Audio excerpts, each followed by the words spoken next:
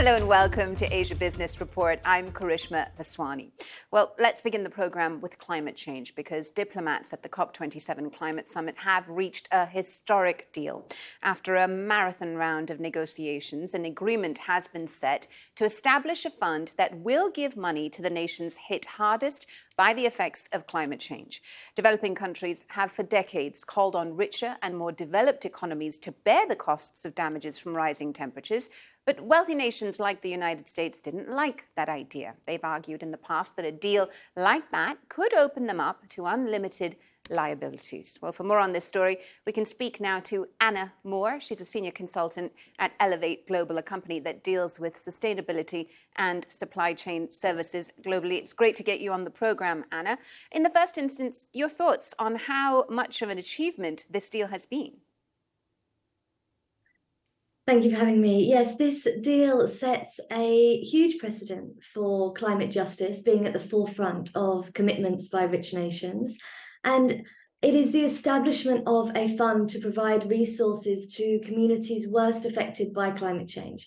And, that has been campaigned for decades, and it is in part due to Indigenous communities and activists bringing this to the world stage.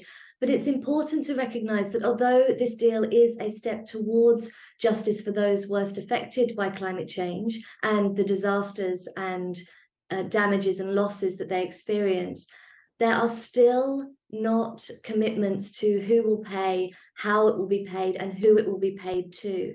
So yes, this is a huge step, and it's a great first step, but it is not the end of the story.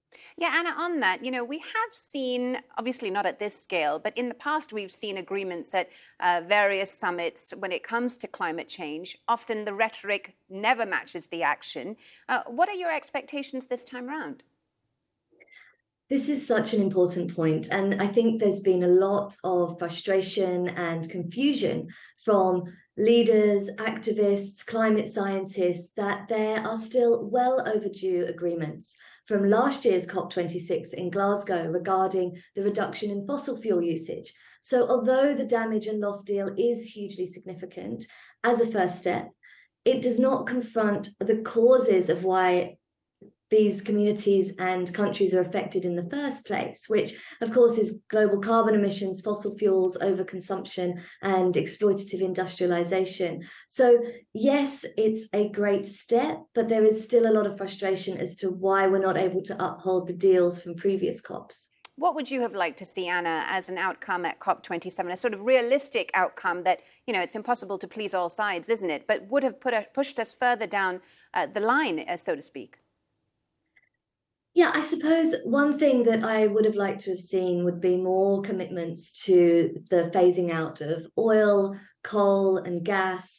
But, it's been a difficult year to have those conversations, I would imagine, because the Russia-Ukraine war means that developed countries are having to really reevaluate where they get their energy from, how they can be more self-sufficient. So in many ways, it was not surprising that the phasing out of fossil fuels has received less focus at this year's COP27, but it is a shame that the concerted global effort to mitigate the fossil fuel risks has not been at the front and center this year. One of the theories I've heard, Anna, is, that dependence that you're talking about precisely might push some countries to think, look, we can't be dependent on fossil fuels forever. We've got to move into renewable energy. Is that too optimistic a view, do you think? No, I think that's quite a realistic view. I think that there will be a lot of shifts coming forward now with the move away from fossil fuels, away from particular dependencies from certain nations, and also thinking about how countries can self-sustain. Who would their partners be in that, whether there would be certain regional grids that may be set up. There's been discussion of an ASEAN regional grid for things like electricity. So how you would make that work would, of course, need a lot of thought. But there's also talk of hydropower and renewable energies coming out of Africa because there's so much, rivers with strong tidals flows coming out of them. And so there is discussion around that. Anna Moore, Senior Consultant at Elevate Global. Fantastic to get you on the program with your fascinating insights. Thanks for joining.